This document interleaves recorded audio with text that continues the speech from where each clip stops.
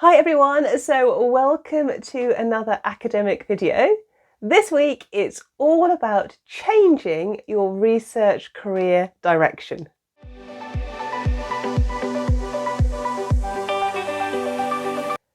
Hi everyone, so welcome to the channel if you're new. If you are new around here, my name is Caroline. I'm a UK-based physics lecturer.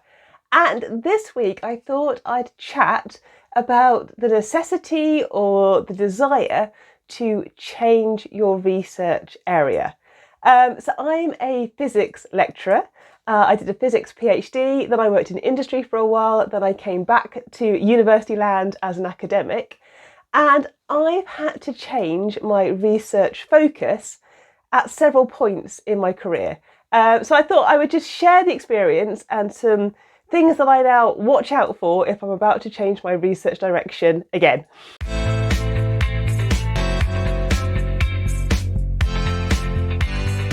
Okay, I think first up, it's really important to understand your understand your motivation for changing your research interests, your research focus. So as a PhD student, I researched in one particular area of physics. And then when I took my first job in industry, I changed my kind of research focus, my area of physics. And I think that's quite common, is that you research one thing for your PhD, and then you work maybe in a related field, but maybe not exactly the same area for your either postdoc or your first industry job. But then when I'd worked at the company for a number of years, I actually changed my research area again. And now I've come across into academia. Again, I'm working in a slightly different research area. So I'm currently going through a slight research shift in my kind of career direction and focus. And I guess, if you understand your motivation behind why you want to change or why you're having to change research direction, that can be really useful.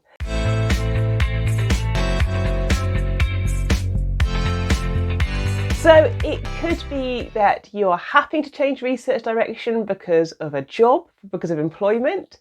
It could be that you're needing to change research direction because of money. So within academia, we have to win grants, you have to win funding for your research. And sometimes research topics, for whatever reason, aren't as popular by the research funders.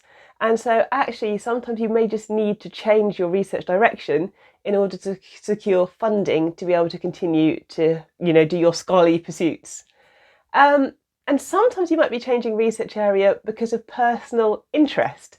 And actually, that's kind of what I'm going through right now. I'm slightly shifting my research focus because there's been a new emerging kind of interest or community at my university that I want to be a part of.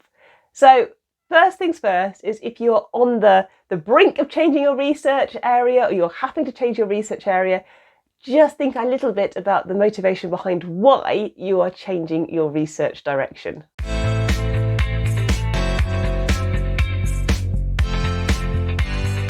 So if I'm in academia and I'm thinking that maybe I want to slightly shift my research focus, I will try to do it gradually. So, I'll continue to research in one area, but at the same time, I might start to go to conferences or to networking events in the new area that I'm looking to move into. I'll start to read papers and publications associated with the new research area. And I might try to launch one or two projects.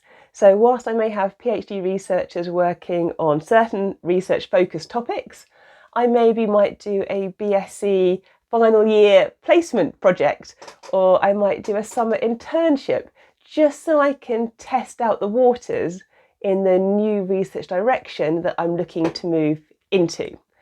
And I'm doing it so I can start to build up my network and my contacts to ease me in to the new research area gradually, rather than just one day stopping everything on one side and then jumping into a new research field.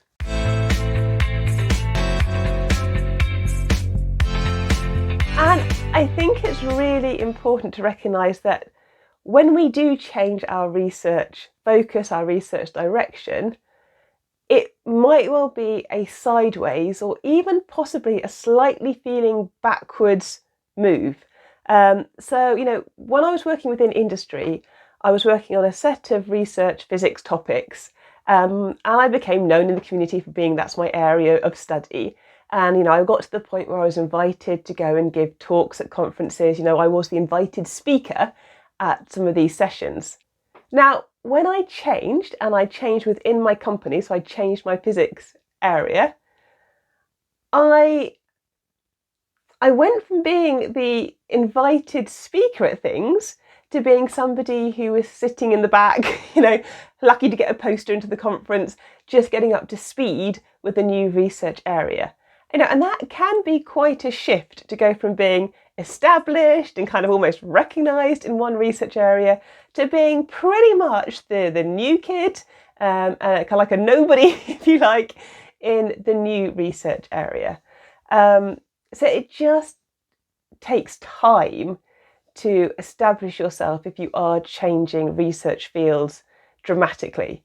And that's why these days I tend to go for gradual changes. So I will just slightly change my research focus potentially, and I will do it in a really kind of a measured and a gradual way to allow me to take my networks and my contacts from one research area and to kind of morph them into my new future collaborations.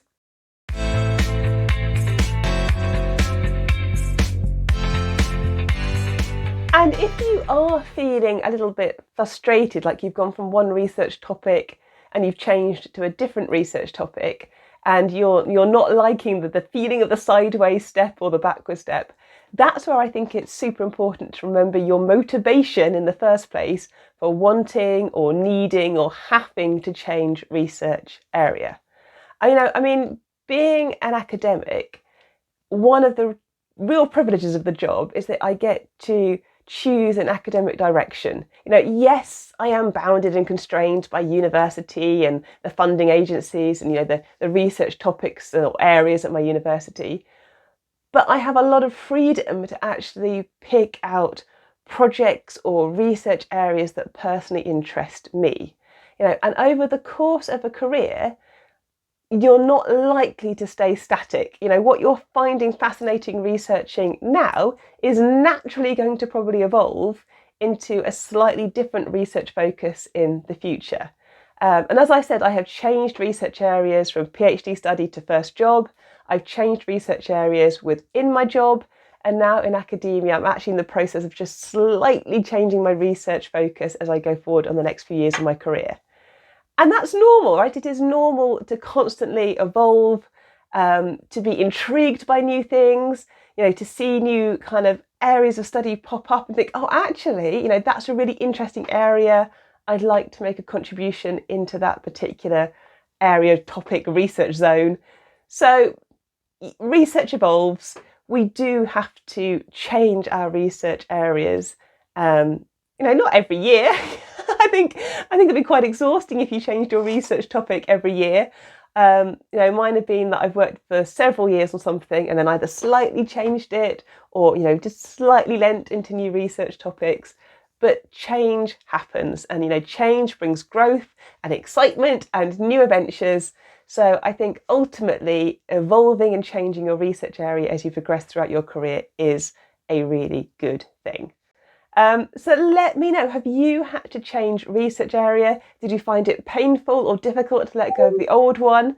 Were you excited about the challenges of studying a new area? Let me know in the comments. As always, I absolutely love reading the comments. So thank you so much for joining in these videos, for joining in our little YouTube academic space. But look after yourselves, stay safe, and I'll see you in a week's time for another video. Bye.